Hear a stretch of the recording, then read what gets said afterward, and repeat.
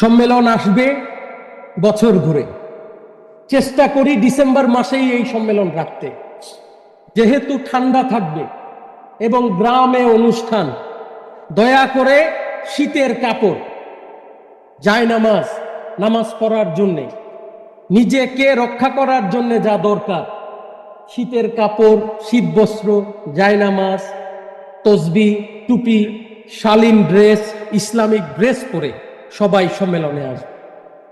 কনকনে ঠান্ডা থাকার সম্ভাবনা আছে, মালিক চাইলে হয়তো একটু কমেও দিতে পারে, কিন্তু আমাদের প্রস্তুতি থাকার দরকার আছে তো নাই? আছে না নাই? লম্বা মাঠের মধ্যে প্রোগ্রাম, লক্ষ মানুষ আসে, না সামিয়ানা দিতে পারি, না মাথার উপরে ছায়া দিতে পারি, না পায়ের নিচে মাটির নিচে বিছানা দিতে পারি। গরুর খড় বিছিয়ে সম্মেলন করি, কারণ এই লক্ষ লোকের আয়োজনে আসলে কোনো বিছানা দেওয়ার সুযোগ নাই। তাই দয়া করে